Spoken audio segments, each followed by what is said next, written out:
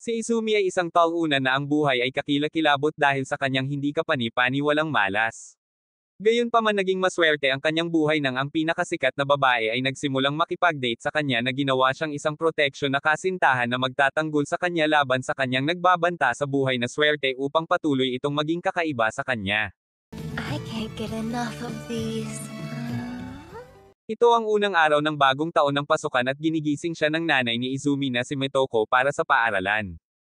Bago siya umalis binabalaan siya nito kalahating nagbibiro kalahating seryoso na kung gaano kalungkot ang kanyang kapalaran maaaring hindi siya makalampas sa front gate. Nanatiling may pag-asa si Izumi ngunit pagkatapos na makalabas napadpad siya sa isang bato at halos mamatay kaagad. Mas lumalala ang mga bagay kapag may dumaan na truck at muntik na siyang mabugan ng hangin at pagkatapos ay may ibon na sumusubok na tumae sa kanya at iniiwasan niya ang taing ngunit nadulas muli. Gayunpaman sa kabila ng lahat ng kasawiang ito ang puso ni Izumi ay gawa sa ginto. Tinulungan niya ang isang matandang babae na tumawid sa kalye bago tumungo upang makilala ang kanyang kasintahang si Shikimori, isang dilag na may kulay rosas na buhok na may magandang ngiti na handang makipagdigma ang mga lalaki. Magkasama silang naglalakad papunta sa paaralan at nang makita ni Shikimori ang scoff na mukha ni Izumi nalaman niya kaagad na mahirap ang umaga nito. Ngunit sanay na si Izumi at kapag tinitignan niya ang mukha nito naiisip niya sa sarili niya na habang maganda si Shikimori hindi ito palaging cute. Ngunit sa pagiging mahina hindi lang niya ito iniisip na sasabi niya ito ng malakas nang hindi sinasadya. Nakapout si Shikimori halatang nasaktan sa komento. Biglang bumalik si Truck-kun para sa ikalawang round na may intensyon na suwayan si Izumi. Ngunit sa pagkakataong ito tumalon si Shikimori at iniligtas si Izumi tulad ng kalasag ng tao. Humingi ng tawad si Izumi ngunit tinitigan siya ni Shikimori sa mga mata at sinabi sa kanya na huwag nang humingi ng tawad para dito. Sa sandaling iyon napagtanto ni Izumi kung gaano siya kakul at iniisip kung ang isang wimp na tulad niya ay karapat-dapat pa bang makipag-date sa isang tulad niya. Sa paaralan pumunta sila upang tingnan ang mga listahan ng klase. Nakaramdam ng kaba si Izumi dahil gusto niya talagang makaklase si Shikimori. Pilit niyang binabasa ang board dahil nakakatakot ang kanyang paningin. Ngunit nakita ng perpektong 2020 na pananaw ni Izumi ang kanilang mga pangalan sa parehong klase. Pareho silang kinikilig at natuwa din ang mga kaibigan ni Shikimori na sina Neko at Yui kapag nalaman nilang magkaklase sila. Noon pa lang naroon din sa parehong klase ang matalik na kaibigan ni Izumi na si Inuzuka na nagpapasaya sa kanya. Nauna ang mga lalaki sa klase at nang tumalikod si Izumi para sabihin ang isang bagay kay Shikimori na abutan niya itong gumagawa ng tahimik na sayaw ng tagumpay sa likuran niya. At nang mapagtonto niyang nakatingin si Izumi sobrang nahiya siya. Mamaya sa klase isang malas na sandali ang tumama kay Shikimori nang sinubukan niyang protektahan si Izumi nang ang isang mag-aaral na naglilinis ng board ay nalaglag ang pambura at bumagsak ito sa ulo ni Izumi. Nang pumasok si Shikimori para pigilan ito sa halip ay dumapo ang pambura sa kanyang ulo. Pinupunasan niya ito sinasabing ayos lang siya. Ngunit dahan-daang hinawakan ni Izumi ang kanyang ulo at pinuri siya na iniwan siyang naguguluhan kaya kailangan niyang magdahilan sa labas ng silid-aralan. Habang wala siya tinutokso ng ilan sa kanilang mga kaklase si Izumi dahil sa pakikipag-date sa isang taong malayo sa kanyang liga at sinabihan nila itong huwag siyang kaladkarin pababa sa pamamagitan ng pagiging isang malas na talunan. Ngunit mula sa labas ng silid-aralan narinig ni Shikimori ang lahat ng sinasabi ng mga simp na nagpapababa kay Izumi. Pagkatapos ay pumasok siya sa silid-aralan ng mahinahon at isinama niya si Izumi sa silid-aklatan. Ngunit sa kanyang pag-alis ang kanyang pandidilat ay nagsasabi ng lahat ng ito at ang mga batang iyon ay mapalad na umalis sa silid na buhay. Sinabi at tiniyak niya kay Izumi na huwag mag-alala sa sasabihin ng mga tao at sinabi sa kanya ni Izumi na okay lang siya ngunit sa kaibuturan niya natatakot siya na baka masaktan siya sa pagiging sarili niya. Pagkatapos ng paaralan inanyayahan ni Inuzuka si Izumi na tumambay at pumayag si Izumi na sasabik na makasama ang kanyang matalik na kaibigan. Ngunit nang sabihin niya kay Shikimori sinabi niyang nakikipag-hangout din siya kasama ang kanyang mga kaibigan at sa huli ay ginawa nila itong tambayan ng grupo. Kaya ngayon ito ay nagiging isang petsa para sa mag-asawa na may tatlong lonely losers na nagsasama. Dumiretso sila sa bowling alley. Si Inuzuka at Neko ay nagsimula ng isang malokong taya kung saan ang natalo ay kailangang tretuhin ang nanalo sa anumang pagkain na gusto nila. Samantala chill lang sina Shikimori at Izumi dahil wala sa kanila ang magaling sa bowling. Nang itali ni Shikimori ang kanyang buhok at ipakita ang kanyang makinis na leeg nag-short circuit si Izumi at tumakbo para kumuha ng bowling ball. Habang ang mga lalaki ay wala ang mga babae ay nagsimulang magplano. Iminumungkahi nila na si Shikimori ay dapat magpanggap na basura sa bowling para maging cute at walang magawa. Pagkatapos ay magsisimula ang laro at halos hindi nanalo si Inuzuka laban kay Neko. Ngunit ninakaw ni Yui ang palabas sa pamamagitan ng paghagis ng pinakamabagal na bowling ball kailanman at naglanding pa rin ng isang perpektong strike na nag-iiwan sa lahat na natulala. Nagpa siya si Shikimori na sundin ang plano at umaktong parang nasusuka siya umaasang tatawagan siyang cute ni Izumi. Ngunit nang hikayatin siya ni Izumi na gawin ang lahat ng kanyang makakaya nagbago ang kanyang isip nagkulong at ipinakita ang kanyang tunay na kakayahan.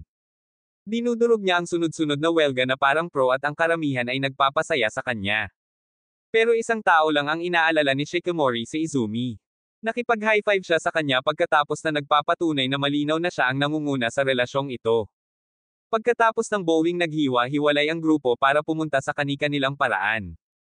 Habang si Izumi ay handa ng gantimpalaan ang kanyang napakalaking tagumpay ng isang espesyal na bagay hinihiling lang sa kanya ni Shikimori na ihatid siya pauwi na pumayag siyang gawin.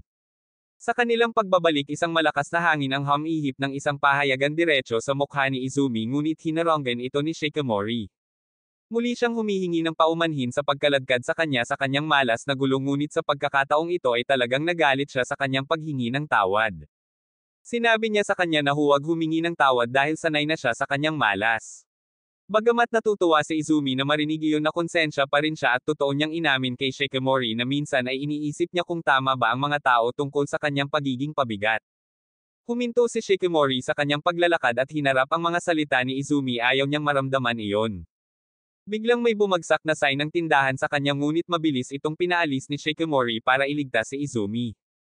Hinawakan niya ang kamay nito tinitigan siya sa mata at sinabing dumaikit siya sa kanya at lagi niya itong paprotektahan anuman ang sabihin ng iba. Natutunaw agad si Izumi at sinabing mahal niya siya na nagpapadala kay Shikimori sa full-blown panic mode habang sinusubukan niyang hindi sumabog sa kaligayahan. Pagkalipas ng ilang araw nag-ho-host ang paaralan ng isang sports tournament kung saan naglalaro ng soccer ang mga lalaki at naglalaro ng volleyball ang mga babae. Nasa sabik si Izumi na sumali ngunit pinaalalahanan siya ni Inuzuka na sa kanyang kakilakilabot na swerte maaaring may mag-slide tackle sa kanyang ulo ng diretso upang makilala si Ace. Sa sandaling iyon ay nagpakita si Shikimori na mukhang napakaganda gaya ng dati casual na kaakit-akit si Izumi sa kanyang presensya. Tinanong niya kung anong oras ang laro niya ngunit hindi pa alam ni Izumi. Kaya't sabay nilang tinitingnan ang schedule sa bulletin board at inaasahan ni Izumi na i-cheer si Shikimori sa kanyang laro ng volleyball tulad ng supportive boyfriend niya. Ngunit mabilis na namatay ang kanyang excitement nang mapagtanto niyang magkasabay ang kanilang mga laro na nangangahulugan na hindi sila mapapanood sa isa't isa habang si Shikimori ay mukhang okay dito inamin niyang medyo kinakabahan siya sa pagharap sa isang malakas na kalaban sa volleyball court.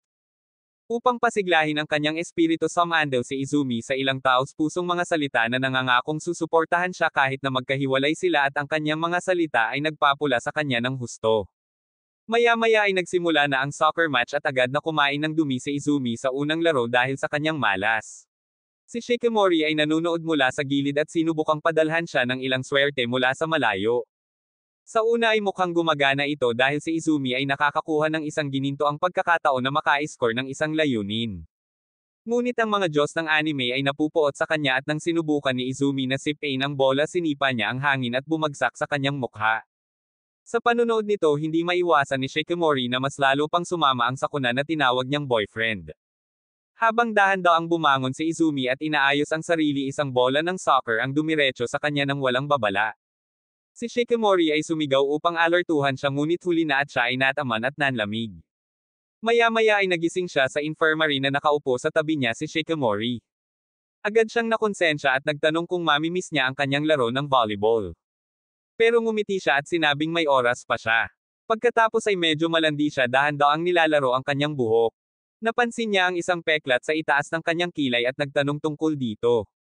Inamin ni Izumi na marami siyang nasaktan sa nakaraan sinabing mayroon siyang mga galo sa kabuuan dahil sa kanyang palagiang malas. Sinabi ni Shikimori na hindi na siya nagulat sa anumang sasabihin niya dahil malinaw na napagdaanan na niya ang lahat. Pagkatapos ay sinabi niya sa kanya kung gaano siya nag-aalala tungkol sa kanya at hinihiling sa kanya na manatiling malapit sa kanya tuwing magagawa niya. Na nagpaparamdam kay Izumi na siya ang kasintahan sa relasyon. Nang tumayo siya para umalis sinisikap niyang ibalik ang kanyang pagmamataas at sinabing mapoprotektahan din niya siya. Dahil dito huminto si Shikimori. At may mapanuksong ngiti umakyat siya sa kama at yamakap sa kanya. Pulang-pula siya at ipinaalala sa kanya ang tungkol sa kanyang laro sa volleyball ngunit nagbiro siya na baka magtatago lang siya sa ilalim ng kumot sa tabi niya at magyayakapan na lalong naguguluhan sa kanya. Pagkatapos ay sinabi niya na nanggugulo lang siya at sa wakas ay umalis ngunit sa sandaling siya ay lumabas na mumula siya iniisip kung ano sa mundo ang ginawa niya. Samantala ang laro ng volleyball ay nagsisimula at ang koponan ni Shikimori ay nadudurog ng magkasalungat na panig. Mostly dahil sa star player na si Kamiya. Kasabay nito bumalik si Izumi sa soccer field kung saan nakita niya si Inazuka na umiiyak sa pagkawala ng kanilang koponan. Sinusubukang pasayahin siya iminungkahi ni Izumi na panoorin nila ang laban ng volleyball. Tumungo sila na lamang na natatalo ang kanilang pangkat ng klase at ang lakas ng karamihan ay mababa at si Yui na dapat ay nagpapasigla sa kanila ay hindi tumulong. Nang makita si Shikimori agad siyang pinalakpakan ni Izumi sa tuktok ng kanyang mga baga na nag-aapoy sa kanya. Bigla siyang nagsimulang maglaro na parang pinapagana siya ng rocket fuel at habang nagpapatuloy ang laro nakita ni Izumi si Kamiya at nagulat siya. Napansin ni Inazuka at nagtanong kung kilala niya siya. Sinabi ni Izumi na oo ngunit hindi pumunta sa anumang mga detalye. Salamat sa pagsabog ng enerhiya ni Shikimori na abutan ng kanyang koponan at kalaunan ay nanalo at ang buong klase ay sumabog sa pagdiriwang. Nagmamadaling batiin siya ni Izumi na parang supportive na kasintahan habang si Kamiya ay tahimik na umiiwas. Bumalik sa klase pinupuri ng lahat si Shikimori para sa kanyang kamangha-manghang pagganap at si Izumi na ipinagmamalaki gaya ng dati ay muling binabati siya. Sinabi niya sa kanya na ang lahat ng ito ay dahil sa kanyang pagpalakpak sa panahon ng laro ngunit pinupuri niya ang kanyang mga kasanayan sa atleta at inamin na wala siya kung ikukumpara sa kanya lalo na't maaga siyang na-knockout sa sarili niyang laban. Pinapanatag siya ni Shikimori sinabing sinubukan niya ang kanyang makakaya at palaging mukhang kaibig-ibig kapag nagsusumikap siya kaya namumula siya. Biglang pumasok ang isang grupo ng mga babae sa silid-aralan humihingi ng mga selfie at autograph mula kay Shikimori. Doon napagtanto ni Izumi na ang kanyang kasintahan ay karaniwang isang sikat sa paaralan at kasintahan ng lahat. Sa mga susunod na araw ay pinalilibutan ng mga babae si Shikimori para mapalapit sa kanya at ang ibang mga babae ay lumalapit din kay Neko para hingin ang kanyang mga larawan at naramdaman ni Izumi na parang nawawala siya sa kanya. Ibinahagi niya ang kanyang mga alalahanin kay Inazuka na sinusubukang pakalmayan siya ngunit sa sandaling iyon isang bola ang lumipad patungo sa kanya. Mabilis tinulak siya ni Inazuka palabas at sa halip ay tinamaan siya. Agad na nakaramdam ng kilabot si Izumi dahil ang kanyang malas ay nakasakit na ngayon ng iba. Habang sinusubukan niyang alagaan si Inazuka nanunood si Shikimori mula sa malayo at mali ang pagbabasa ng sitwasyon. Nagsisimula siyang mag-isip na marahil ay nagkaroon na ng bagong interes si Izumi sa mga dudes at nang ang kanyang selos ang kanyang mga fangirls ay nagmamasid sa kanyang galit na mukha pagkatapos ng paaralan si Izumi ay naghahanda na umuwi ngunit nakaramdam siya ng bigat ng pagkakasala dahil hindi lamang si Inazuka ang nataman ngunit sinundan din siya ng iba pang mga kasawian. Natapos ang isa sa pag-uwi ni Inazuka na bali ang braso. Nahuli siya sa kanyang mga iniisip na karamdam ng kaunting pagkawala tungkol sa sumisikat na kasikatan ni Shikimori. Kaya lang nadulas siya sa hagdan at muntik na naman siyang masaktan. Ngunit nagpakita si Shikimori sa tamang oras upang mahuli siya. Pinagalitan niya ito sa pag-uwi ng mag-isa at sinabi niya sa kanya na ito ay dahil sikat siya ngayon at ayaw niyang makialam. Tinitingnan siya nito na parang nagsasalita ito ng walang kaparirikon at ipinapaalala sa kanya na siya lang ang gusto nitong makasamang maglakad pa uwi. Iyon ay agad na nagpapaliwanag sa diwa ni Izumi. Gayunpaman inakusahan niya itong gumugugol ng mas maraming oras kasama si Inazuka kamakailan at ngumiti lang siya at sinabing na-miss niya siya na dahilan upang matuno ang matigas na panlabas ni Shikimori. Pagkalipas ng ilang araw habang nasa klase si Inazuka ang gumaganap bilang wingman at inaabot kay Izumi ang 2 tiket sa pelikula na nakuha niya mula sa isang katrabaho. Tinanong ni Izumi kung bakit niya ibinibigay ang mga ito at ipinaliwanag ni Inazuka na masyado siyang abala para gamitin ang mga ito bago sila mag-expire kaya sinabihan niya si Izumi na itago ang isa at ibigay ang isa sa sino mang gusto niya. Samantala nakaupo si Shikimori sa malapit casual na nakikinig at gumagawa ng mga awkward na maliit na mukha malinaw na gustong pumunta ngunit ayaw itong sabihin ng diretso. Pagkaalis ni Inazuka sa silid pumunta si Izumi sa desk ni Shikimori at nagtanong kung gusto niyang manood ng sine kasama siya at sinabi niyang oo bago pa man siya matapos magtanong. Nang gabing iyon sa bahay si Izumi ay tuwang-tuwa tungkol sa petsa ng pelikula. Nakaupo siya sa kanyang silid na iniisip kung gaano kahanga-hanga ang paglabas niya kasama si Shikimori, ngunit pagkatapos ay binalik niya ang kanyang sarili sa realidad. Ipinaalala sa kanyang sarili na sa huling pagkakataon na lumabas sila dahil sa kanyang malas umulan ng malakas at nawala ang kanyang pitaka. Ngunit sa kabila ng lahat nakangiti si Shikimori sa buong oras. Sa pagkakataong ito determinado siyang tiyakin na magiging perpekto ang lahat. Nagsisimula siyang mag-empake ng mga kailangan mula sa pagdadala hanggang sa pagtatali ng tali sa kanyang wallet para hindi na ito mawala muli. Ngunit kapag ang lahat ay nakaimpake na ang bag ay lumalabas na napakabigat na siya ay natamba habang sinusubukang buhatin ito. Samantala sa bahay ni Shikimori nagbabasa siya ng Vogue magazine kung paano magmukhang walang kahirap-hirap na cute. Sinusubukan niya ang iba't ibang mga damit ngunit hindi siya nasisiyahan sa alinman sa mga ito. Naririnig ng kuya niya ang mga ingay na ginagawa niya at pumasok siya para tingnan kung ano ang ginagawa niya. Sinabi sa kanya ni Shikimori na pupunta siya sa mga pelikula kasama ang isang kaibigan bukas. Ngunit sa pagiging mausisa tinanong niya ito kung sino ang kaibigang ito na gumagawa sa kanya ng ganitong paraan. Ngunit sinabi niya sa kanya na isipin ang kanyang sariling negosyo. Nagkibit-balikat siya at binati siya ng swerte bago umalis. Kinabukasan maagang umalis ng bahay si Izumi. Ngunit hindi niya dala ang bag dahil naputol ang strap noong papalabas siya. May mga malas siyang nataman sa daan pero nakasanayan na niya iyon sa ngayon. Pagkatapos ay nakita niya si Shikimori na naghihintay na sa kanya. Tumakbo siya nagulat na dumating siya ng mas maaga kaysa sa plano. At kapag nakikita niya ito ng malapitan natutulala siya sa ganda nito at sinasabing ang cute niya talaga. Sa pagsakay sa tren nagsimula ang imahinasyon ni Izumi. Nananaginip siya tungkol sa panunood ng romance anime kasama si Shikimori. At kapag naghahalikan ang mga karakter na i-imagine niyang hinahalikan din siya. Napansin ni Shikimori ang kanyang pulang mukha at tinanong kung siya ay may sakit. Pero iginiit ni Izumi na ayos lang siya at excited lang siya sa date. Sa sinehan nagsimula silang magdesisyon kung ano ang panunuorin. Tinanong ni Izumi kung ano ang gusto niyang makita. Pero ayos lang daw sa kanya kung ano man ang pipiliin niya. Malumanay na iginiit ni Izumi na sa pagkakataong ito ay dapat siyang magpasya kung ano ang kanilang pinapanood. Sinasabi niya na lagi siyang inuuna nito ngunit gusto niyang malaman ang higit pa tungkol sa kanyang panlasa. Namumula pumili si Shikimori ng isang pelikula na may mukhang nakakatakot na poster na ikinagulat ni Izumi dahil mukhang isang horror movie. Ipinaliwanag niya na nakakita siya ng magagandang review sa social media at sinadya niyang panoorin ito. Kahit na hindi gusto ni Izumi ang mga horror film sa palagay niya ay ito na ang pagkakataon niya na maging matapang kung matatakot si Shikimori. Ngunit sa sandaling magsimula ang pelikula pinapanood nila ang Walmart na bersyon nito at sa halip na ang kanyang unang plano na maging matapang si Izumi ang halos nanginginig sa kanyang upuan. Sa kabutihang palad napansin ni Shikimori at hinawakan ang kanyang kamay upang aliwin siya at masaya siyang kumapit. Pagkatapos ng pelikula nanginginig pa rin si Izumi at humingi ng paumanhin si Shikimori sa pagpili ng ganoong nakakatakot na pelikula. Pero pinasalamatan siya ni Izumi na sinasabing hihimatayin siya kapag wala siya roon habang hawak ang kamay niya. Idinagdag niya na ang pagkakaroon niya sa kanyang tabi ay naging mas malakas ang pakiramdam niya na nagpapatunog sa kanya na medyo uto ngunit ang ibig niyang sabihin. Nagpasya silang kumuha ng pagkain sa susunod at magtungo sa isang magarbong restaurant sa bayan.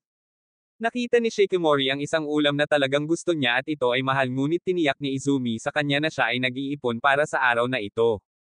Ngunit nang abutin niya ang kanyang wallet ay nawawala na naman ito at naputol na pala ang tali na itinali niya dito kaya napalunok siya. Umalis sila sa restaurant at durog si Izumi dahil gusto niyang maging perpekto ang araw. Ngunit si Shikimori ay nananatiling mabait at maunawain tulad ng dati. Sa sandaling iyon naabutan nila ang mga magulang ni Izumi na nagtanong sa kanila kung saan sila patungo. Ipinaalam sa kanila ni Izumi kung ano ang nangyari ngunit hindi man lang sila nabigla dahil alam nila ang sinumpaang swerte ng kanilang anak kaysa sa sinuman. Upang matulungan ang kanilang anak inanyayahan nila si Shikimori na sumama sa kanila sa hapunan at malugod niyang tinanggap. Sa bahay naghahain ng hapunan at nagpapasalamat si Shikimori. Nang malapit na silang kumain isang rogue fork ang lumipad sa ibabaw ng mesa patungo sa mukha ni Izumi ngunit sinalo ito ni Shikimori na parang isang ninja na muling nagligtas sa kanya. Ang kanyang mga magulang ay namangha at nagsimulang pumalakpak para sa kanya. Patuloy silang nagtatambak ng mas maraming pagkain sa kanyang plato na nagsasabing welcome siya anumang oras. At si Shikimori ay naguguluhan. Pagkatapos ng hapunan tinulungan niya ang nanay ni Izumi na maghugas ng pinggan at habang naglilinis sila tahimik na pinasalamatan ng kanyang ina si Shikimori sa pananatili sa tabi ng kanyang anak. Nagsimula siyang magbahagi ng mga kwento tungkol sa kung paano palagiang nasasaktan si Izumi noong bata pa siya kaya madalas na parang nakikipagkompetensya siyang mamatay kaysa kay Sub-Aro. Nagbiro siya tungkol sa kung gaano siya malas at sinabi niyang umaasa siyang hindi mawawala ng pasensya si Shikimori sa kanya. Nagbabala rin siya na ang pakikipag-date kay Izumi ay nangangahulugan ng pagbabahagi ng ilan sa kanyang malas. Ngunit malumanay na tumugon si Shikimori at sinabi niya na bagamat totoo si Izumi ay umaakit ng mga aksidente hindi niya nakita iyon bilang isang depekto. Dahil sa mga mata ni Shikimori hinahangaan niya ang kabaitan ni Izumi at kung paano niya laging inuuna ang iba bago ang kanyang sarili kahit na may mga problema. Sinabi niya na si Izumi ay malakas hindi mahina at paprotektahan niya ito tulad ng pagprotekta nito sa kanya. Ang kanyang mga salita ay hindi nakapagsalita sa ina ni Izumi. Kalaunan ng gabing iyon ay ginising nila si Izumi na nakatulog sa sopa at nagulat siya nang makita siyang nasa gitna ng isang mainit na boxing match kasama ang kanyang ama. Pareho silang lumabas at nagtapos sa isang draw. Binigyan ni Akisade si Shikimori ng kanyang paggalang at masaya si Izumi na makita silang nagsasama. Habang naglalakad siya pauwi humihingi siya ng paumanhin sa nangyari sa araw na iyon. Ngunit ngumiti siya at sinabihan siyang huwag mag-alala. Pagkatapos ay tinanong niya ito kung anong uri ng mga pelikula ang gusto niya at iminumungkahi na manood sila ng isa pa sa lalong madaling panahon. Pagkalipas ng ilang araw ay dumating ang tag-araw si Izumi at ang iba ay nag-uusap tungkol sa kung saan pupunta para sa pahinga. Umakyat si Shikimori mula sa likuran at inabutan si Izumi ng malamig na bote ng tubig para tumulong sa init. Sinabi niya sa kanya na manatiling hydrated at ngumiti sa kanya na ginagawa siyang matuno sa lugar. Pagkatapos ay binigyan ni Yui ng payong si Izumi para manatili siya sa lilim at tinukso ni Neko si Shikimori na sinasabing mukhang nagseselos siya sa kanila ngunit hindi nagre-react si Shikimori. Iminungkahi ni Neko na pumunta sila sa beach para sa summer break. Si Shikimori ay nasa sabik at gayon din sina Neko at Inazuka. Ngunit mas gusto ni na Izumi at Yui ang taglamig at gusto nilang manatili sa bahay. Naiintindihan ni Izumi kung bakit nasa sabik si Shikimori ngunit pakiramdam niya ay naiiwan siya dahil sa tuwing pupunta siya sa dalampasigan siya ay nasusunog sa araw at kailangang maupo sa ilalim ng payong. Biglang nagmungkahi si Inazuka na pumunta sa ilog sa halip. Sa pagiging tunay na bestie nag-aalala siyang masunog muli si Izumi. Sinabihan sila ni Izumi na huwag siyang tretuhin ng iba ngunit ipinahayag nila kung paano nila gustong pumunta sa isang lugar na may enjoy ng lahat. Tinanong nila si Yui kung ano ang iniisip niya at dahil medyo tamad na mag-scrub gusto lang niyang manatili sa bahay buksan ang AC at mag-relax. Binalaan sila ni Yui na ang ilog ay maaaring mapanganib para kay Izumi dahil sa kanyang malas ngunit sinabi ni Shikimori na huwag mag-alala dahil siya ay naruroon upang iligtas siya. Makalipas ang ilang araw inilabas na ang schedule ng pagsusulit at ginamit agad ito ni Neko bilang dahilan para day A ng grupo na pumunta sa mall. Sinabi niya sa kanila na ito ay isang sesyon ng pag-aaral ngunit sa sandaling dumating sila ibinaba ni Neko ang tunay na dahilan na kailangan nila ng mga swimsuit para sa kanilang paparating na paglalakbay sa ilog. Agad na nagprotesta si Inazuka sinabing mga weirdo lang ang nagsusuot ng mga swimsuit sa ilog. Nagalit si Neko ngunit ipinaalala niya sa kanya na dapat silang mag-aral sa halip na mamili. Samantala tahimik na tinanong ni Shikimori si Izumi kung nagpaplano siyang lumangoy. Ang tanong ay nagpa-freeze sa kanya habang naglalaro sa kanyang isipan ang mga malagim niyang karanasan sa ilog. Mabilis niyang sinabing papasa siya at binigyan siya ni Shikimori ng isang mahabang dramatikong side-eye at sinabi kung gaano ito kahihiyan na hindi niya ipapakita ang kanyang katawan na agad na nagpapabagabag sa kanya. Pagkatapos ay inanunsyo niya na kung hindi siya lumalangoy hindi rin niya kailangan ng swimsuit. Narinig ito ni Yui at Neko at inilibot ang kanilang mga mata na iwan ang mag-asawa kasama si Inazuka. Dahil nahati na ngayon ang grupo iniisip ni Shikimori kung ano ang dapat nilang gawin ngunit bigla niyang napansin si Izumi na nanlilisik ang isang poster ng swimsuit na nagtatampok ng isang modelo sa isang super revealing na swimsuit. Malakas siyang tinamaan ng selos at tahimik niyang pinatawad ang sarili na iniwang lubos na nalilito si Izumi. Sa halip na magtungo sa labas dumiretso si Shikimori sa seksyon ng swimsuit upang mahanap ang eksaktong parehong swimsuit mula sa poster. Pinulot niya ito hinawakan ito ng may kaba at sa sandaling iyon ay lumitaw sina Neko at Yui. Nalaglag ang panga ni Neko at agad siyang nagsimulang manunukso nagtatanong kung nag-audition si Shikimori para sa mansyon ng Playboy.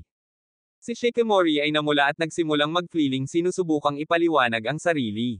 Hindi daw ito ang iniisip nila at nahawakan lang niya ito dahil kanina pa ito tinatitigan ni Izumi. Ngumisi sina Neko at Yui at sinabing ito ay nagpapatunay lamang kung gaano kakompetensya ang Shikimori. Nalilito siya sa komento kaya dinadala siya ni Neko sa memory lane. Noong unang nakita ni Neko si Shikimori naisip niyang maganda at matikas si Shikimori at gusto niyang maging kaibigan. Pero hindi naging madali dahil ibang-iba si Shikimori kay Neko at mas nahirapan nang magsimulang makipag-date si Shikimori kay Izumi dahil lagi silang lovey-dovey. Sinabi ni Neko na siya ay matangkad tomboy at medyo makulit habang si Shikimori ay ang perpektong babae na gusto niyang matulad. Pagkatapos nagsagawa ang klase ng basketball game sa pagitan ng mga babae. Nais ni Neko na magdahan-dahan ngunit si Shikimori ay seryoso at umiscore ng basket kay Neko. Frustrated ninakaw ni Neko ang bola at nagpalubog ng 3-pointer na ipinapakita sa lahat na siya ang pinakamahusay na manlalaro doon. Sila ay pabalik-balik na tumatangging matalo at pagkatapos na manalo si Neko inanyayahan niya si Shikimori sa tanghalian kung saan nagsimula ang kanilang pagkakaibigan. Sa kasalukuyan mukhang nagulat si Shikimori sa kwento. Bago siya makasagot itinulak siya ni Neko patungo sa pagpapalit ng silid at sinabing tutulungan siya nitong pumili ng pinakamagandang swimsuit.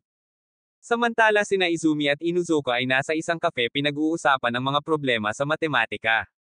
Pagkaraan ng ilang sandali bumalik ang mga batang babae at ang mukha ni Shikimori ay namula na parang may ginawang hindi banal. Tinanong ni Izumi kung bakit napakapula niya at sinubukan niyang i-play ito ng cool iginiit na hindi siya bumili ng anumang bagay o anumang bagay na tulad nito. Ngunit hindi niya ito binibili tulad ng sinasabi ng kanyang pagkakasala ng ngiti.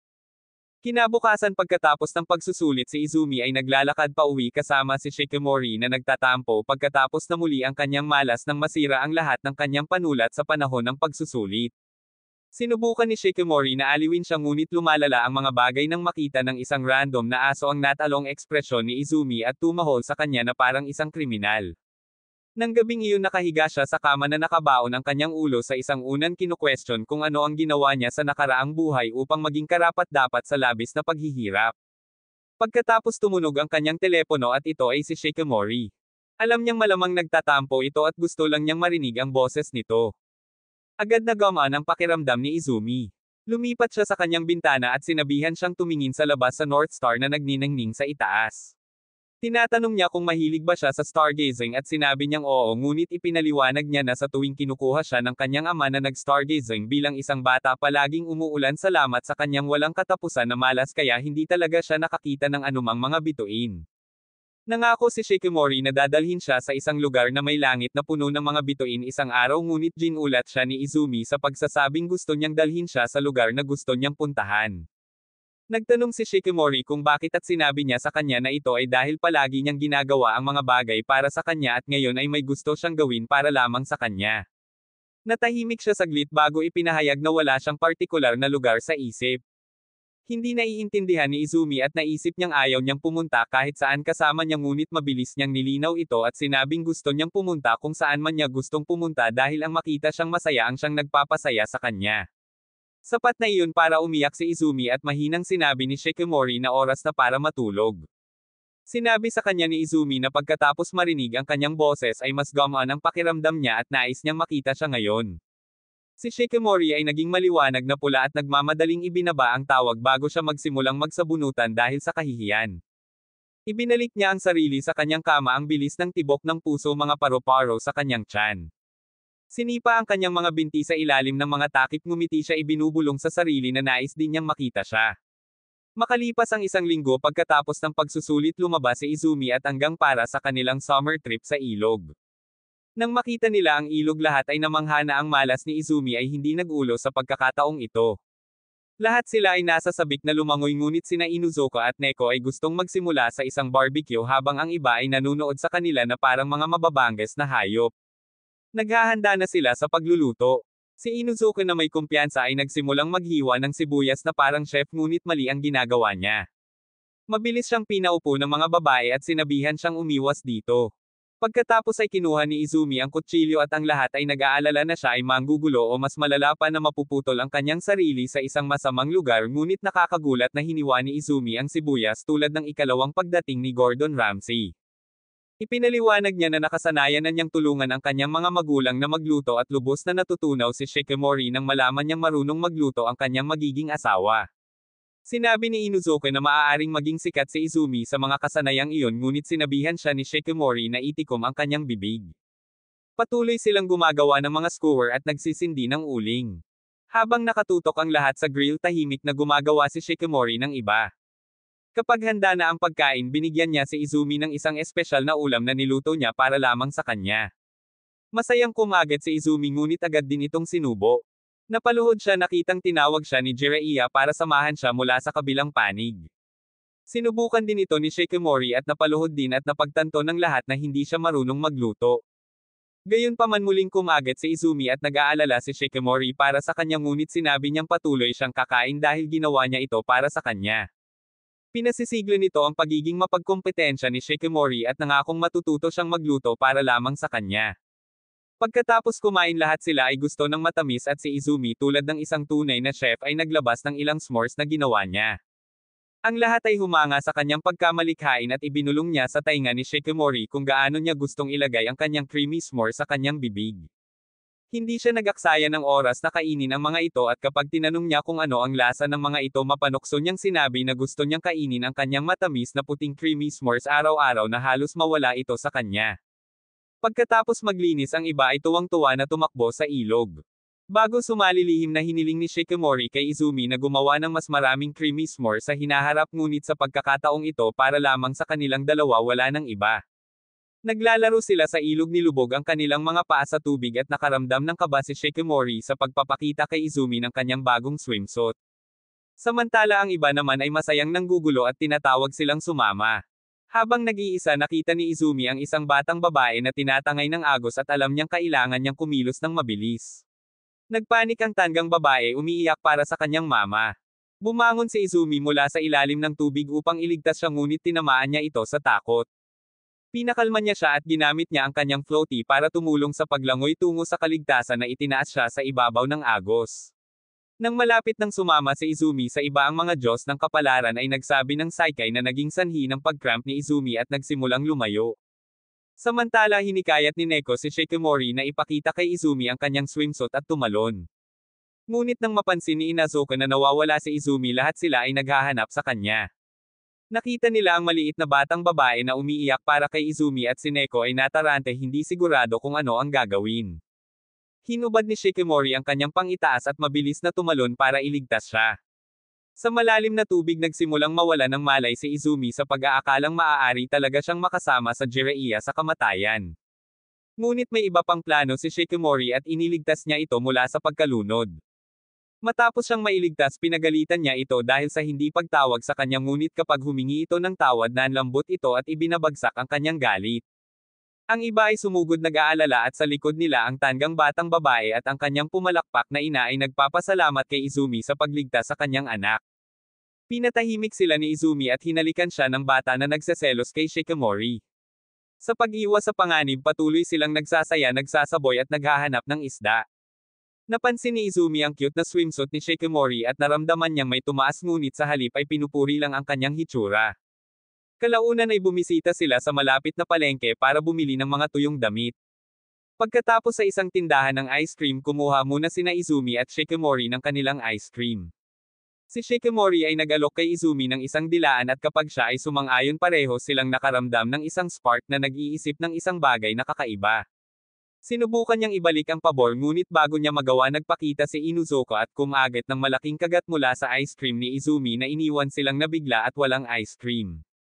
Naghiganti si Shikimori sa pamamagitan ng pagkain ng isang malaking tipak ng ice cream ni Inuzuka gamit ang isang kutsara na halos ma-brain freeze ang sarili. Isang labanan ang sumiklab sa pagitan nila habang si Izumi ay naiwan na walang ice cream. Makalipas ang ilang oras tumungo sila sa istasyon ng tren para umuwi at maghanap ng walang laman na sasakyan ng tren. Noong una tuwang-tuwa silang nag-uusap tungkol sa biyahe ngunit pagkatapos ng ilang minuto nakatulog na ang lahat maliban kay Izumi. Sinubukan ni Shikimori na manatiling gising ngunit sa huli ay ipinatong niya ang kanyang ulo sa balikat ni Izumi at napatiklop siya sa loob. Para ma-distract ang sarili inaalala niya ang napakalaking paglalakbay niya kasama ang lahat na pag-iingatan niya magpakailanman. Sa kabila ng kanyang malas pakiramdam ni Izumi ay maswerte na magkaroon ng gayong mabubuting kaibigan at isang kamangha-manghang plot armor girlfriend na nagngangalang Shikimori.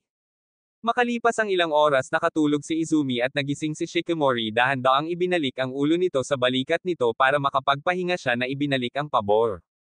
Ilang araw pagkatapos ng paglalakbay sa ilog nagkasakit si Izumi dahil sa masamang sunog ng araw. Tinawag siya ni Shikimori para pasayahin siya at habang nag-uusap sila nakakita si Izumi ng ulat sa TV tungkol sa paparating na pagdiriwang ng paputok. Ang kanyang pinanibik ay kumikislap at sinabi niya kay Shikimori na gusto niyang sumama sa kanya na agad niyang sinabing oo. Sa araw ng pagdiriwang tinulungan siya ng mga magulang ni Izumi na isuot ang kanyang yukata. Naiinggit ang kanyang ina na si Mitoko dahil ang mga paputok ay nagpapaalala sa kanya ng kanyang kabataan. Nang banggitin ni Izumi na hindi pa nakakakita ng mga paputok si Shikimori sinabihan siya ng kanyang ama na si Akasade na makinig ng mabuti. Sa malalim na boses ng lalaki nakibahagi si Akasade sa isang lihim na lugar upang manood ng mga paputok na malayo sa karamihan para magkaroon sila ng ilang oras na mag-isa. Nagtataka si Izumi kung paano ito nalaman ng kanyang ama at ipinaliwanag ni Mitoko na dinala siya ni Akasade doon noong sinusubukan nilang gawin si Izumi. Samantala nahirapan si Shikimori na isuot ang kanyang kimono sa unang pagkakataon. Narinig ng kanyang kapatid na si Fuji ang kanyang mga buntong hininga at lumapit upang tumulong. Pinapaganda niya ito ngunit tinawag siyang pangit bago umalis na ikinainis ni Shikimori. Naunang dumating si Izumi sa festival na inihanda na may maraming wallet pagkatapos ng huling petsa ng kabiguan. Pagkaraan ng ilang minuto lumitaw si Shikimori na mukhang cute sa kanyang kimono. Pareho silang humahanga sa hitsura ng isa't isa at pumasok sa loob. Ginalugad nila ang pagdiriwang at nasiyahan sa kanilang sarili. Bumili si Izumi ng cotton candy ngunit nagtataka kung bakit hindi nakuha ni Shikimori. Ipinaliwanag niya na hindi siya kailanman nagustuhan ng mga matatamis na nagpapaalala kay Izumi sa lahat ng pagkakataong inihatid siya nito para sa matatamis na pagkain. Ngunit sabi niya dahil sa kanya at kung gaano siya kasiya siya sa matamis na pagkain nagsimula siyang mag-enjoy ng mga matatamis at sinubukang kumain. Susunod pumunta sila sa isang shooting game na may mga premyo. Gusto ni Izumi ang premyo na parang aso. Sinabihan ng stallkeeper si Izumi na magmukhang cool para sa kanyang babae ngunit dahil sa masamang kapalaran ni Izumi hindi niya nalampasan ang bawat shot na nag-iiwan sa kanya na mukhang isang wimp. Gustong subukan ni Shikimori at minamaliit siya ng stallkeeper dahil babae siya ngunit hindi niya ito pinapansin. Siya ay maingat na naglalayo nagkulong at perpektong nataman ang bawat target na ipinapakita sa mga taong ito na maaari siyang bumaril ng mas diretso kaysa sa isang cowboy. Ang stallkeeper ay nagulat sa spetting display at ibinigay niya kay Shikimori ang premyo ngunit ibinigay niya ito kay Izumi na sinasabi sa kanya na panatilihin ito upang maalala siya at ang kanyang palso ay halos nakatiklop sa parehong lalaki. Sa festival tumambay din sina Inuzuka Niko at Yui. Nang makilala nila sina Izumi at Shikimori dinagsa ng mga babae si Shikimori upang humanga sa kanyang magandang yukata. Nang makita ang lahat doon iminumungkahi ni Inuzuka ang paglalaro ng paghuli sa isda ngunit ginawa itong kompetisyon. Sa stall na panghuhuli ng isda nakikipagkompetensya si Inuzuka laban kay Izumi. Madaling nakahuli ng isda si Inuzuka ngunit ang malas ni Izumi ay naging sanhi ng pagkahulog ng kanyang sagwan sa tubig. Lumitaw si Shikimori tinatanggihan na mawala ang kanyang aura ng kanyang kasintahan at nakipagkompetensya rin ngunit madaling natalo siya ni Inuzuka dahil mahina si Shikimori sa mga laro na nangangailangan ng pasensya at mabilis na mga kamay. Napansin ni Neko at Yui na magsisimula na ang mga paputok at si Neko ang pumalit sa laro ni Shikimori habang sinabihan siya ni Yui na ihinto ang pag-aaksaya ng oras at panoorin ang mga paputok kasama si Izumi. Tumungo ang mag-asawa patungo sa display at plano ni Izumi na dalhin siya sa lihim na lugar ngunit naputol ang sandal ni Shikimori inayos ni Izumi ang strap ngunit ang kanyang mga nasugatan na paa ay nagpahirap sa paglalakad. Tinanong niya si Izumi tungkol sa kanyang mga plano at nag-alinlangan siya ngunit pinilit niyang sabihin sa kanya. Ibinahagi ni Izumi ang lihim na lugar na sinabi sa kanya ng kanyang ama na isang perpektong lugar para sa mga mag-asawa. Natuwa si Shikimori at hiniling na umalis ngunit tumanggi si Izumi na hayaan siyang maglakad sa sarili niyang masakit na mga paa. Dahil sa pagkabigo sinabi niya na maaari silang pumunta doon sa susunod na taon ngunit may mas magandang ideya si Izumi. Siya ay yumuko at sinabihan siyang sumakay sa kanyang likuran at habang si Shikimori ay natatakot na siya ay masyadong mabigat iginiit ni Izumi na gusto niya itong buhatin. Umakyat siya at habang matigas ito sa una nagawa niya itong buhatin. Nagsimula ang mga paputok at hinahangaan nila ang kagandahan ngunit si Izumi ay patuloy na pumunta sa lihim na lugar. Pagkatapos ay narating nila ang isang mahabang hagdanan patungo sa lihim na lugar. Nag-aalala si Shikimori na baka mabigat siya ngunit tumanggi si Izumi na huminto patuloy na umaakyat at sinabing ginagawa niya ito upang makita ang kanyang ngiti mula sa puso. Sa wakas ay narating nila ang tuktok at nakahanap ng isang tahimik na lugar na may kamangha-manghang tanawin. Pinaupo siya ni Izumi sa isang bench at magkasama silang pinapanood ang magandang pagsabog ng mga paputok sa kalangitan. Humingi ng paumanhin si Shikimori sa pagpapabuhat sa kanya, nag-aalala na baka isipin niyang hindi siya maganda, ngunit ginamit ni Izumi ang kanyang hindi maikakaila na mga alindog para sabihin sa kanya na kahit na sa kanyang pinakamasamang hitsura mas cute pa rin siya kaysa sa sinumang babae sa mundo. Pagkatapos ay ipinagtapat ni Izumi na natatakot siya na baka makita siya nito bilang isang talunan dahil noong nakaraang taon ay hindi niya siya inimbitahan sa pagdiriwang dahil sa takot na iyon.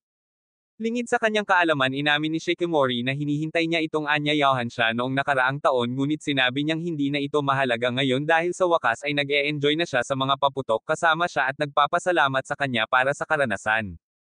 Nang matapos ang palabas, sinubukan siyang buhatin muli ni Izumi ngunit nadulas. Sa sandaling iyon lumitaw si Akiseida at sinalo sila bago sila mahulog kasama si Mitoko na naroon din. Nagtataka sila kung bakit nandito ang dalawa at sinabi ni Mitoko na pinagmamasdan nila ang mga lovebird mula sa likuran. Dala ni Akiseida ang dalawa at nag-aalok na ihatid sila pauwi. Nagpapasalamat sina Izumi at Shikimori sa pagpapakita sa kanila ng napakagandang lugar. Pagkatapos ng summer break, si Izumi at ang iba ay nagsimula ng isang bagong termino sa paaralan at lahat sila ay naging abala sa paghahanda para sa pagdiriwang ng kultura. Si Izumi ang pinamumunuan ng costume department, nakikipagtulungan kay Yui at ilang iba pang mga batang babae upang manahi ng mga costume. Samantala sumali si Shikimori sa pangkat ng dekorasyon kasama ang iba. Habang sila ay nagtatawanan at nagsasaya, si Izumi ay nakakaramdam ng selos habang pinapanood silang nagsasaya. Kasabay nito humingi ng tulong kay Izumi ang isa sa mga batang babae at nagseselo si Shikimori nang makita siyang lumalapit sa ilang pangunahing babae. Dumaan si Inuzuka, napansin niya si Shikimori na nanlilisik ang mga dagger sa kanya, nakikita siya bilang kanyang karibal at naisip niya na ang sisiw na ito ay psychotic. Makalipas ang ilang araw magsisimula na ang cultural festival. Sa unang umaga dumaan si Izumi sa mga gate ng paaralan at inabutan ng card na may numerong 44. Agad niyang naisip na ito ay isang malas na numero, ngunit nananatiling tahimik. Mas nagulat siya na ginagawa nila ang parehong laro ng couple numbers gaya noong nakaraang taon. Sa kanilang silid-aralan ng klase ni Izumi ay mayroong isang animal cafe kung saan maaari silang maglaro ng taguan at ang mga mag-aaral ay nagsusuot ng mga costume at nagsisilbi sa mga customer. Nang magsimula ang kaganapan, si Izumi ay nababagay sa isang lion costume at sinubukang i-hype ang kanyang sarili, ngunit ang kanyang mga kaibigan ay mabilis na sumabog sa bubble na iyon na nagsasabing siya ay mukhang mas masama kaysa sa karaniwan. Sa sandaling iyon nagpakita si Shikimori mukhang medyo may kamalayan sa sarili sa kanyang damit na kuneho. Pinasaya siya ni Izumi sa pagsasabing mukha siyang merienda at agad itong nag-angat ng kanyang kalooban. Binalikan niya ang pabor na nagsasabing mukhang cool siya na ikinatawa nilang dalawa. Habang nagiging mas abala ang pagdiriwang at lahat ay naghiwa-hiwalay upang pangasiwaan ang kanilang mga tungkulin at si Izumi ay kumuha ng isang sa kasamaang palad, ang kanyang malas ay hindi kumukuha ng araw. Habang naghahatid ng pagkain sa isang mesa, aksidenteng may nahulog na napkin sa kanyang dinaanan. Nadula si Izumi ngunit bago siya bumagsak sumilip si Shikimori at sinalo siya. Ang karamihan ay humanga at si Izumi ay muling nailigtas ng kanyang personal na bayani. Sa ikalawang araw ng pagdiriwang, si Izumi ay nakatalaga sa tungkulin sa aklatan.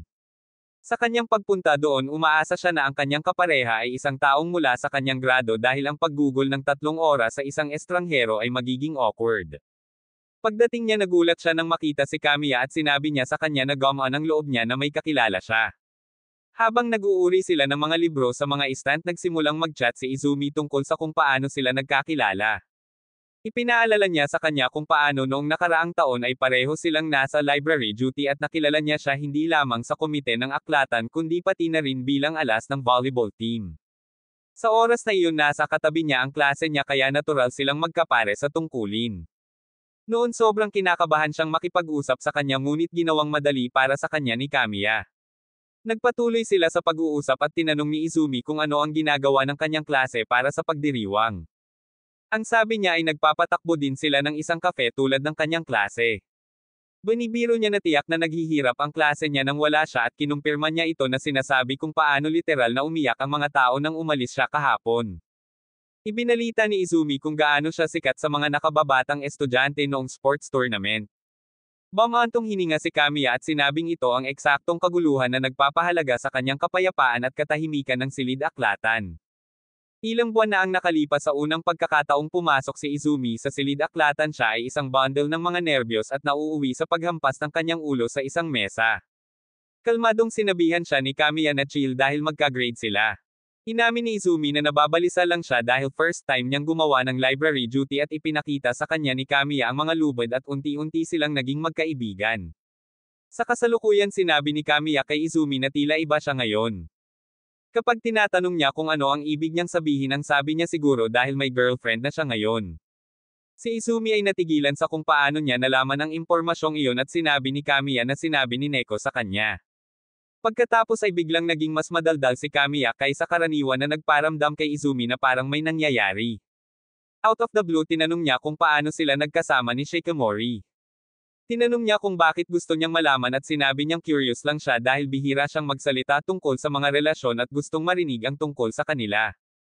Nang mag-atubiling sumagot si Izumi, humakbang siya palapit at itinulak pa siya sa isang bookshelf. Sinabi niya sa kanya ng diretso na interesado siya kay Shikimori na lubos na nagpal-AS kay Izumi. Sa isang segundo iniisip niya kung ang ibig niyang sabihin ay gusto niya si Shikimori sa paraang mahilig sa gunting. Samantala sa ibang lugar sa paaralan, ang listahan ng mga numero ng mag-asawa ay nakapaskil sa bulletin board. Sinuri ni Shikimori ang listahan at lumungkot ang mukha niya nang makitang walang magkatugmang numero sila ni Izumi. Parang sisubog na siya. Tinanong ni Neko kung bakit siya nagagalit at ipinaliwanag ni Yui na ang laro ng mag-asawang numero ay isang tradisyon ng paaralan sa panahon ng pagdiriwang. Ang bawat isa ay nakakakuha ng isang numero ng random at ang mga magkatugma ay dapat na kumuha ng litrato ng magkasama na kung paano nagsimulang mag-date sina Shikimori at Izumi noong nakaraang taon. Pagkatapos mag-isip sandali, nagpa siya si Shikimori kung ano ang dapat niyang gawin na hanapin ang taong may parehong numero ni Izumi at ipagpalit ang kanyang numero sa kanila. Bumalik sa silid-aklatan, marahan pa ring pinipindot ni Kamiya si Izumi para sabihin sa kanya kung paano sila nagkasama ni Shikimori. Sinabi niya na nakakuha sila ng magkatugmang mga numero sa pagdiriwang ng nakaraang taon at si Shikimori ay masyadong nahihiya na humingi sa kanya ng larawan kaya iminungkahi ni Izumi na maglakad-lakad sila. Maya-maya nadaanan nila ang couple numbers photo booth. Naisip ni Izumi na tanungin siya, ngunit bago niya magawa matapang na tinanong ni Shikimori kung magpapapicture ito kasama siya. Sabi niya oo, umamin na tatanungin din siya nito. Ngunit tulad ng mga bagay na ganap na nangyayari, dumating ang sakuna at nawala ni Izumi ang kanyang number card. Sa sobrang kahihiyan ay gusto niyang maglaho, ngunit sinabi sa kanya ni Shikimori na huwag mag-alala at dapat nilang hanapin ito ng magkasama. Sinabi niya sa kanya na wala itong silbi at palagi siyang nawawalan ng mga bagay, ngunit kumpiyansa niyang sinabi na babaguhin nila iyon. Pagkatapos ng 2 oras na paghahanap, nakilala nila ang event committee president at pagkatapos ng ilang pagsusumamo binigyan niya si Izumi ng bagong card. Sa wakas ay nakuha na nila ang kanilang larawan at ang sandaling iyon ay nagbigay ng lakas ng loob kay Izumi na magtapat at hiniling niya ito sa likod ng paaralan na gusto ang parehong bagay. Tinanggap ni Shikimori ang kanyang nararamdaman at niyakap siya para ipahayag ito na siyang simula ng kanilang relasyon sa pagde-date. Lumiwanag si Kamiya at tinawag itong pinakamahusay na kwento ng pag-iibigan ng kabataan na narinig niya mula noong ara de Jiro. But then in a twist it's revealed that Kamiya is the one who has the same number as Izumi this year. Sa isip ni Kamiya, ini-imagine niya ang kanyang sarili bilang isang prinsesa sikat, hinahangaan ng marami, ngunit ang kanyang mga mata ay nakatuon lamang sa isang prinsipe, si Izumi. Tahimik niyang pinagmamasdan siya mula sa malayo, hindi masabi ang kanyang nararamdaman, ngunit bago niya masabi sa kanya na huli na ang lahat. Ang isa pang prinsesa, dumating si Shikimori at inangkin muna ang puso ni Izumi.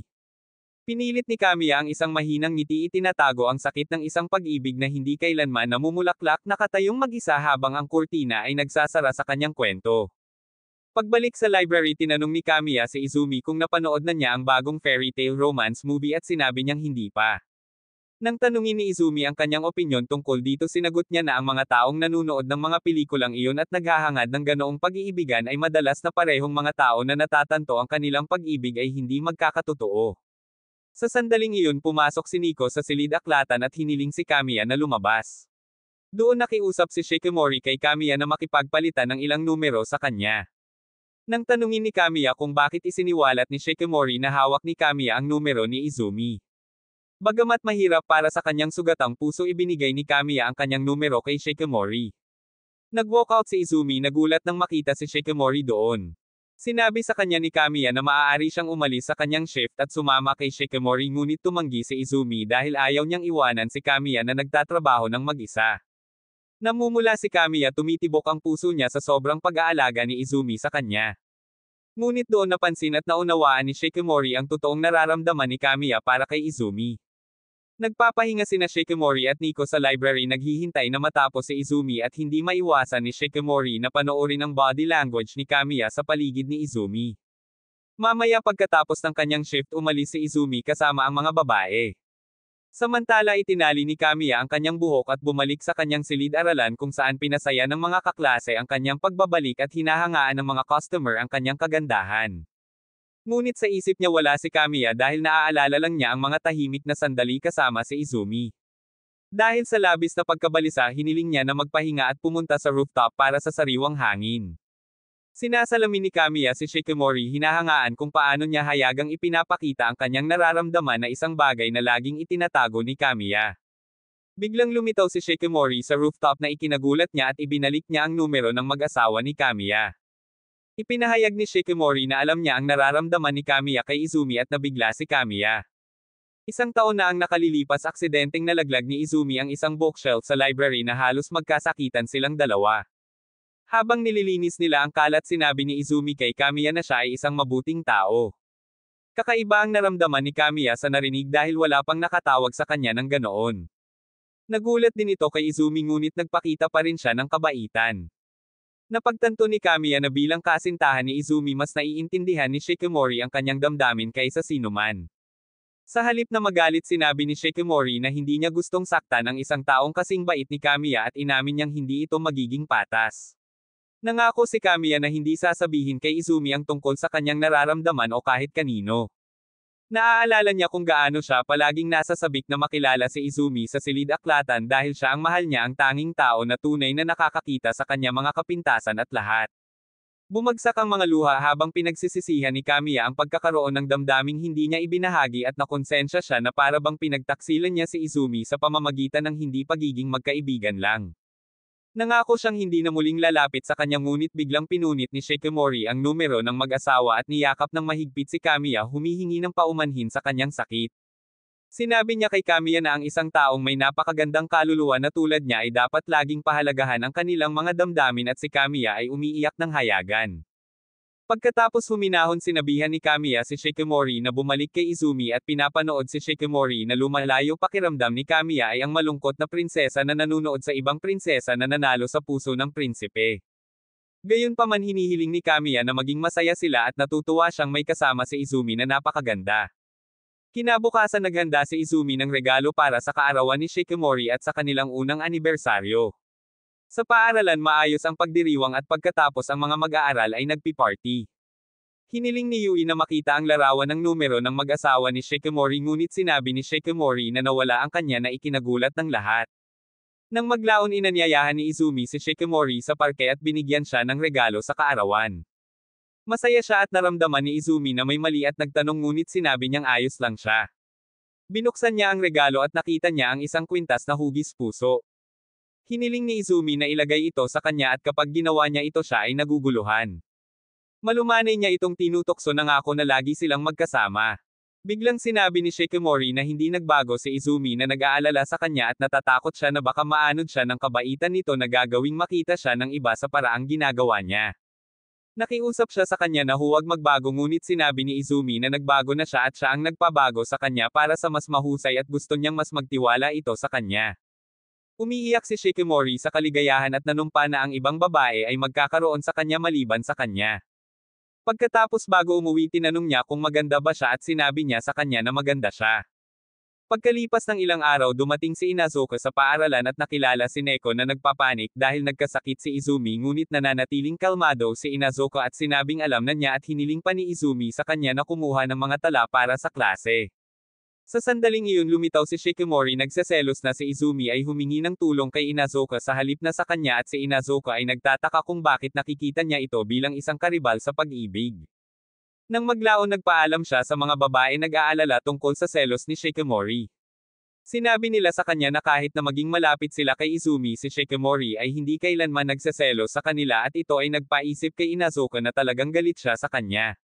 Sinabi sa kanya ni Neko na si Shikimori ay nag-usap kamakailan tungkol sa kanya at sa malapit na pagkakaibigan ni Izumi, ngunit sa halip na maging masaya si Shikimori ay nakaramdam ng inggit kay Inazuka.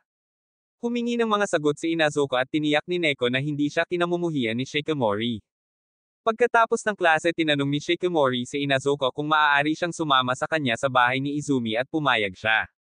Pagkaalis nila, inutusan ni Neko si Yui na kailangan niyang sundan at alamin kung ano ang nangyayari.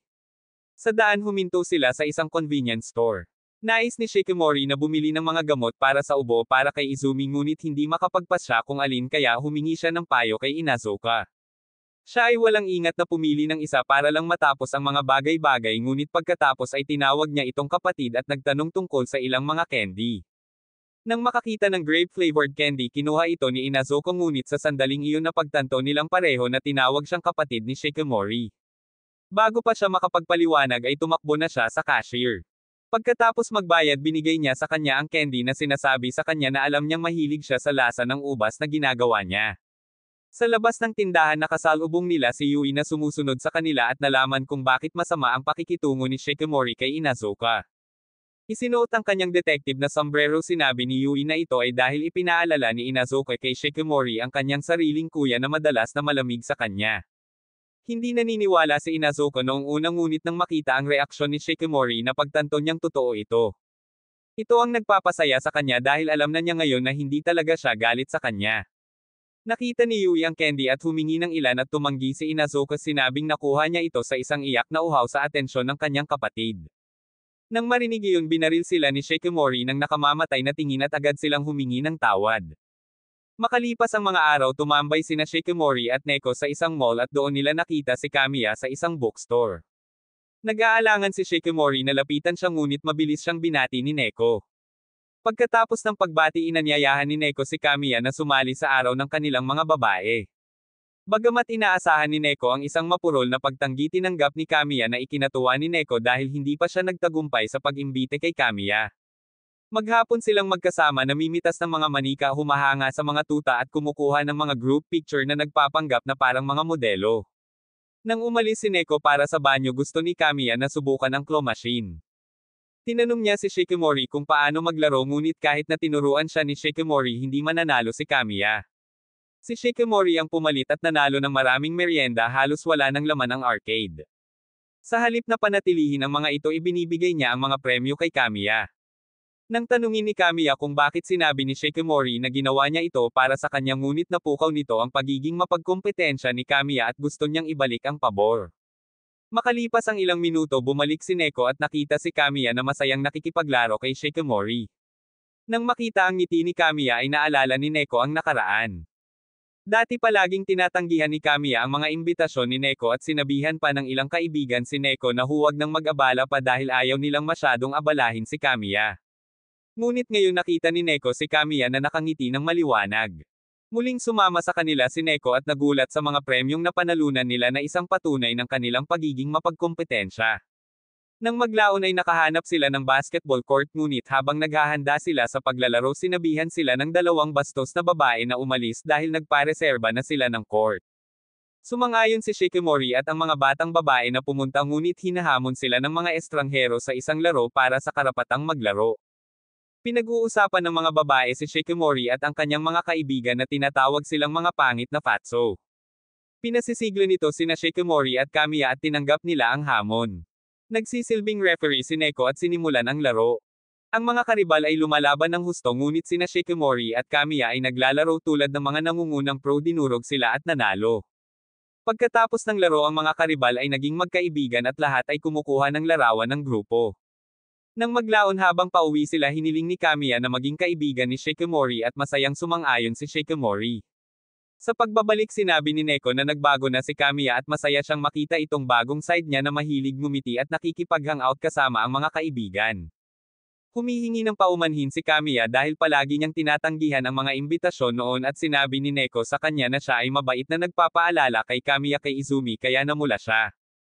Bilang magkaibigan sinabihan ni Kamiya si Neko na maaari siyang magtanong ng kahit ano at nagsimula si Neko sa paghingi ng paborito niyang merienda. Sinabi ni Kamiya na wala siya dahil ang kanyang kakaibang lasa ay ginagawa siyang parang glizes na sinawsaw sa gatas.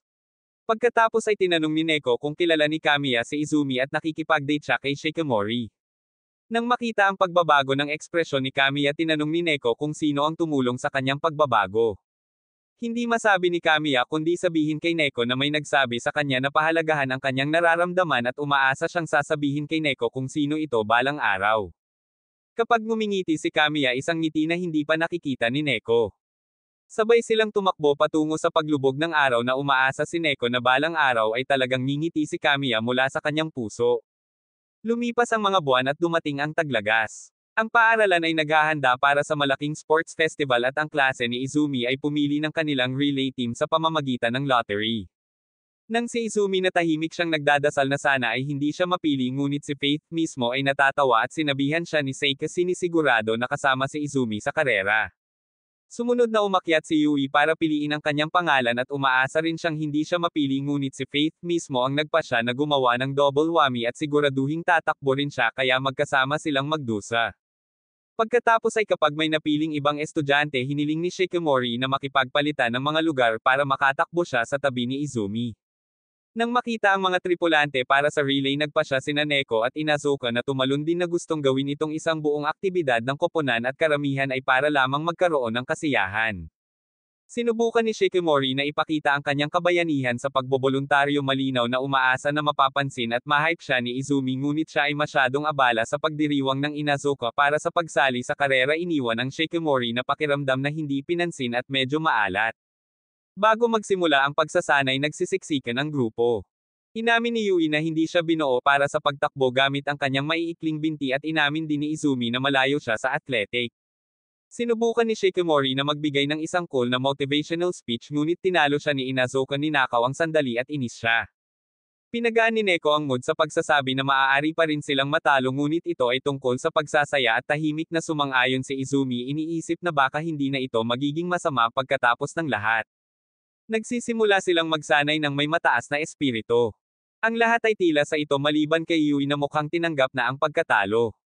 Inisip nila ang tumatakbong order at nagsimulang magsanay.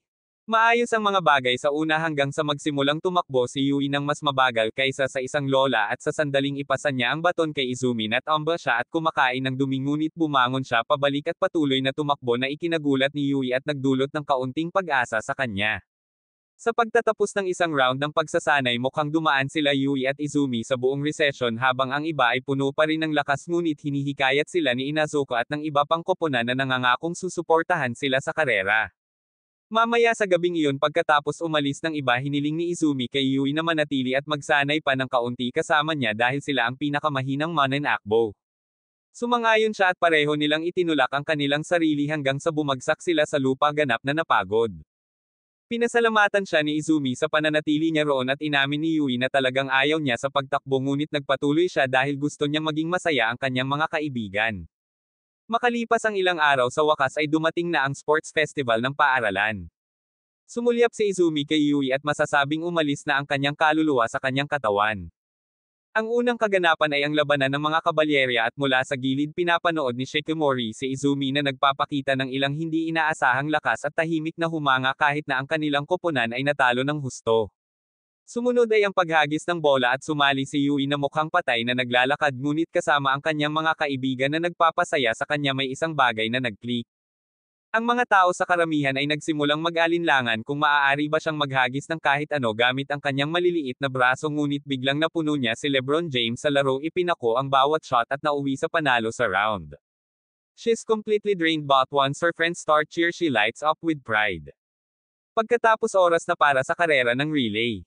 Sina Neko at Inazuka ay nagdasal ng tahimik umaasang hindi madadapa si Izumi sa pagkakataong ito. Mukhang kinakabahan na naman si Yui pero hinawakan ni Shikimori ang kamay niya at sinabing natatakot din siya. Nakikita kaagad ni Yui ang kasinungalingan dahil alam niyang katunggali ni Shikimori na naghihintay para dito. Ang karera ay nagsisimula sa Neko na nangunguna at ganap na sinisira ang pagbubukas ng binti.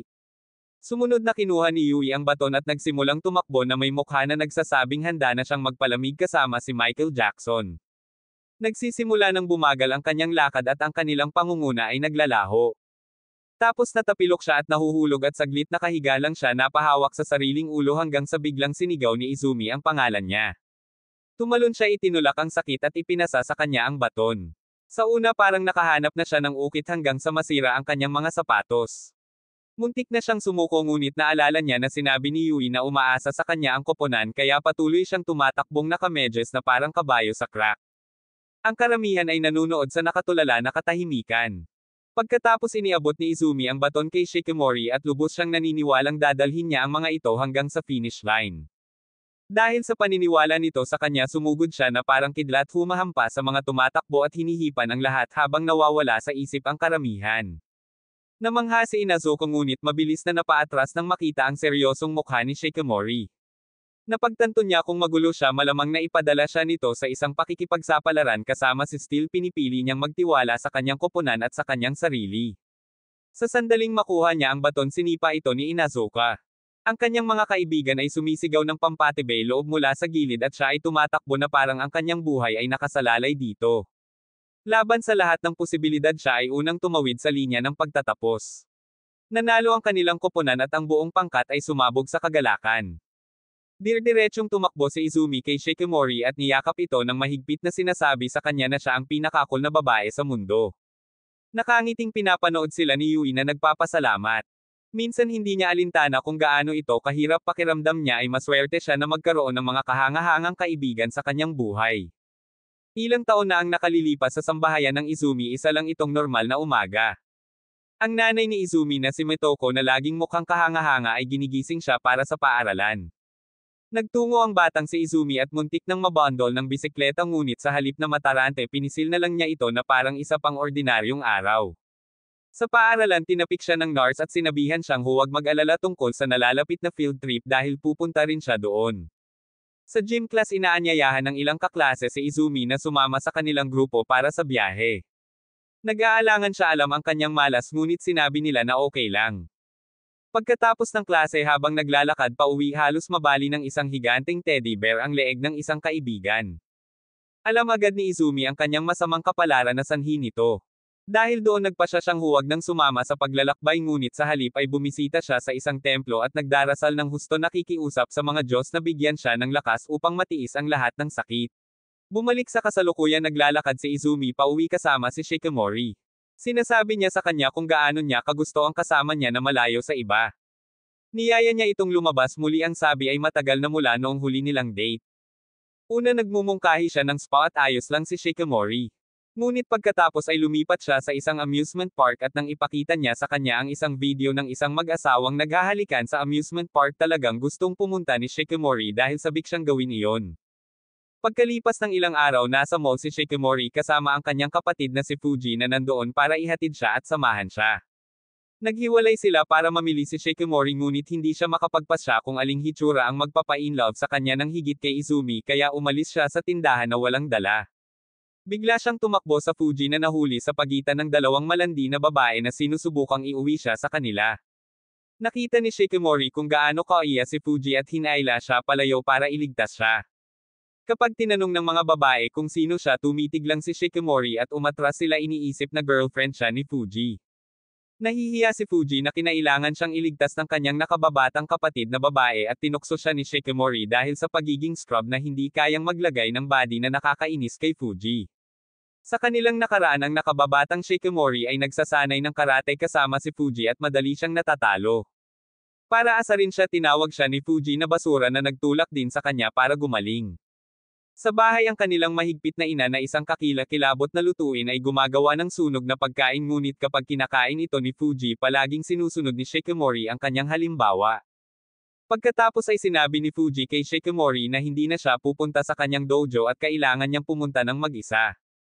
Tinanong ng kanilang ina kung magpapatuloy ba si Shikimori sa pagkarate na binibigyang diin si Fuji sa pagpukaw ng kanyang interes at sinabi ni Shikimori na oo masaya na ipagmalaki ang kanyang ina. Sa paaralan ng ilang mga batang babae ay inaapi ng mga nakakainis na lalaki. Nang magpakita si Shikimori na handang magturo sa kanila natakot ang mga lalaki at umalis.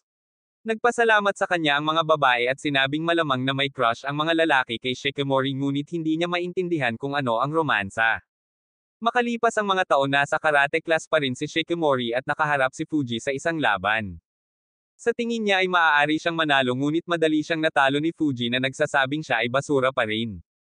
Pagkatapos naglakad sila pauwi at tinanong ni Fuji kung anong uri ng payong ang ginagamit niya. Hindi niya alam dahil sinusunod lang niya kung ano ang sikat at nakakainis iyon kay Fuji. Pagkatapos ay ginulat siya ni Fuji sa pamamagitan ng pagdeklara na huminto siya sa karate kahit na siya ang kampyon.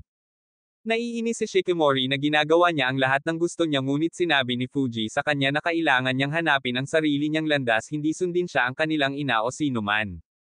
Kinabukasan sa paaralan tinanong ng isang kaibigan si Shikimori kung nagbabasa siya ng manga. Hindi niya sinasabi ngunit inamin niyang minsan ay nagbabasa siya ng manga ng kanyang kapatid. Natuwa ang kanyang kaibigan at pinahiram siya ng bagong manga. Pagkatapos binabasa ito ng mag-isa sa kanyang silid naramdaman ni Shikimori ang pagtibok ng kanyang puso sa romantikong kwento at iniisip kung gaano kaganda ang tunay na pagmamahalan. Pagkalipas ng mga araw nanalo si Shikimori sa isang karate tournament at naging kwalipikado para sa mga nationals ngunit sa halip na makipagkompetensya sinabi niya sa kanyang mga kaibigan na huminto siya sa karate upang maranasan ang pag-iibigan. Nagsisimula siyang magbihis gumamit ng mga contact lens para magmukhang mas cute at mag-ehersisyo para pamayat lahat para magbago sa kung sino ang gusto niya. Makalipas ang mga buwan ito ang kanyang debo bilang isang cute na mag-aaral at may isang misyon siya sa isip maghanap ng lalaking karapat-dapat na makipag-date. Noon niya nakita si Izumi na awkward na nakatayo sa tabi ng isang janitor na katitig sa isang puno. Ang kanyang tiket sa pagsusulit ay sumabog sa mga sanga. Nag-aalok ang janitor na kumuha ng hagdan ngunit pumasok si Shikimori at sinabing aakyat siya at kukunin ito. Natarante si Izumi nag-aalalang may masamang mangyari lalo na't alam niya kung gaano kasumpa ang kanyang swerte ngunit umakyat pa rin siya at kinuha ang tiket na parang hindi ito big deal. Nagpasalamat siya sa kanyang pagligtas ngunit naiyak si Shikimori na pagtantong ginawa niyang lalaki ang kanyang sarili sa harap ng isang lalaki. Makalipas ang ilang araw muling nag-cross ang landas ng dalawa sa paaralan. Umakyat si Izumi upang pasalamatan siya sa pagtulong sa kanya at habang nag-uusap sila ay bigla niyang binanggit ang kanyang walang katapusang malas. Pagkatapos ay sinabi niyang natutuwa siyang nakita niya itong muli at ang simpleng linyang iyon ay tumama ng husto kay Shikimori na nagpabilis ng tibok ng kanyang puso. Habang sinusubukan niyang umalis nalilito pinigilan siya nito at tinanong ang kanyang pangalan. Na nagtatapos sa pagiging tunay na simula ng lahat sa pagitan nila. Ngayon pabalik sa kasalukuyan si Shikimori ay nagbukas sa kanyang kapatid tungkol sa kung paano pa rin siya minsan nahihirapan sa pagdududa sa sarili. Kahit na ang layo na ng kanyang narating inamin niyang hindi siya palaging maganda. Habang sila ay namimili may napansin siyang magarbong lipstick sa isa sa mga tindahan isa na talagang gusto niya ngunit hindi binibili dahil sa presyo. Pinagmamasdan siya ng kanyang kapatid na si Fuji at nagsimulang isipin kung gaano siya kalaki. Naaalala niya ang nakababatang kapatid na babae na dating kasama sa likuran niya at ngayon ay narito siya ay puno ng kanyang sariling mga pangarap at kumpiyansa.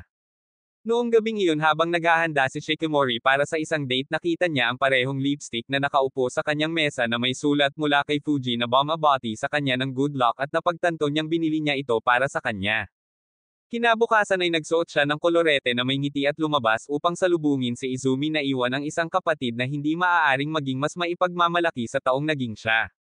Sa amusement park excited na naghihintay si Izumi para sa kanyang kadate dahil perpektong pinaplano niya ang lahat. Nang dumating si Shikimori mukhang napakaganda sa kanyang blazer hindi mapigilan ni Izumi na maramdaman ang tibok ng kanyang puso. Pumasok sila sa loob at mukhang medyo naliligaw si Shikimori kung saan magsisimula. Ngunit nananatili si Izumi sa kanyang plano at kinuha muna ang kanyang costume shopping. Nag-aalok siya sa kanya ng ilang mabalahibong tainga na isusuot ngunit hindi fan si Shikimori. Gayunpaman nang sabihin ni Izumi kung gaano niya kagustong makita siya sa kanila sumuko siya at pumayag na subukan ang ilang pagkatapos sa halip na ang mga tainga naglabas siya ng kapa ng Dracula inayos ito ng perpekto at gusto ni Izumi ang hitsura. Susunod na sinubukan nilang sumakay sa atraksyon ng Sleeping Beauty ngunit makita ang paghihintay ay 70 minuto ang haba. Pareho silang nasaran ng loob ngunit para gumaan ang mood ginamit ni Izumi ang kanyang maayos na pananalita at ginaganyak si Shikimori sa pamamagitan ng pakikipag-chat tungkol sa biyahe. Ngunit nang aminin niyang hindi niya talaga alam ang kwento ng Sleeping Beauty nagulat si Izumi at sinabi ni Shikimori na mas gusto niya ang mga comics kung saan pinapalakpak ni Superman si Batman habang nanunood si Goku mula sa isang aparador. Tinanong ni Izumi kung mayroon siyang anumang mga panaginip ngunit binaliktad ni Shikimori ang tanong tinutokso siya sa pagsasabing totoo na ang kanyang panaginip dahil may kasintahan siya kay Izumi. Habang ang iba ay nagdurusa sa paghihintay sa pila sina Izumi at Shikimori ay masayang naghihintay nag-uusap sa buong 70 minuto. Nang sa wakas ay nakasakay na sila namangha si Shikimori sa kwento ng Sleeping Beauty na hindi pa niya ito nakita. Si Izumi naman ay naiinip at nakatulog. Napansin niya itong humihilik habang hinahalikan ng prinsipe si Sleeping Beauty. Kapag sinubukan niyang sundan ang kwento sa pamamagitan ng paghalik sa kanya natapos ang biyahe. Nang maglaon iminumungkahi ni Izumi na pumili sila ng masasakyan na may mas maikling paghihintay sa susunod ngunit sinabi ni Shikimori na wala siyang pakialam sa biyahe hanggat si Izumi ang pangunahing kaganapan. Tumakbo sila sa kanilang susunod na pakikipagsapalaran at ginugugol ang buong araw sa kasiyahan. Pagkatapos dumating ang malas at nakansela ang reserbasyon sa restaurant ni Izumi dahil sa isang pagkakamali. Sa palagay niya ay nasira ang plano ng hapunan ngunit ang restaurant ay nagulat sa kanila ng isang mas magandang mesa. Pakiramdam nila ay wala sa lugar lalo na si Izumi sa suot nitong chopped-looking jacket. Ngunit kapag dumating ang pagkain ang tensyon ay natutunaw. Hiniling ni Shikimori kay Izumi na tumingin sa kanyang mga mata at sabihin ang kanyang nakikita. Nag-aalangan tumugon siya na nakikita niya ang kanyang sarili at ngumiti siya masaya sa sagot na iyon. Ibinalik ni Izumi ang pabor sinabi sa kanya na siya lang ang nakikita niya na nagpapatunaw kay Shikimori. Pagkatapos ng hapunan tinanong ni Izumi kung ano ang gusto niyang gawin sa susunod at sinabi niyang gusto niyang gawin ang nakita nila sa commercial. Sumangayon siya na ikinagulat niya ngunit hindi niya talaga alam kung ano ang ibig niyang sabihin. Medyo dismayado siya pero sinisigurado niya na masaya pa rin siya. Sumakay sila sa bangka para tamasahin ang tanawin sa gabi ngunit habang sinusubukan nilang mag-selfie namatay ang mga ilaw dahil sa power failure. Gamit ang kanilang mga telepono para sa liwanag hinawakan ni Shikimori ang kamay ni Izumi at hinalikan ito at ito ay nagpapahina sa mga tuhod ni Izumi. Ikinwento niya sa kanya kung gaano siya kasaya na parang panaginip na ayaw niyang tapusin kung saan silang dalawa lang. Izumi steps up his game and suddenly kissed her cheek. Natutunaw siya at pagkatapos ay mas humilig siya na sinasabi sa kanya kung gaano niya ito kamahal at gusto niya itong makasama magpakailanman. Bumukas muli ang mga ilaw ngunit tumanggi si Shikimori na pakawalan si Izumi dahil ayaw niyang matapos ang magandang panaginip na ito. Kinabukasan napansin ni Inuzuka na may kakaiba kay Izumi na kinakabahang iniisip ang ginawa niya sa kanyang kasintahan noong nakaraang araw. Samantala sina Neko at Yui ay nagtatanong kay Shikimori tungkol sa nangyari. Nang hulaan ni Yui na hinalikan siya ni Izumi na bigla si Neko sa pag-iisip nito. Ibinuhos ni Shikimori ang chubby na Aigo ang mga babae na si Izumi ay walang lakas ng loob na pumunta pa ngunit sinabi niya na gusto niyang panatilihing bukas ang puso para sa kanya upang maging mas malapit at isipin ang hinaharap na magkasama.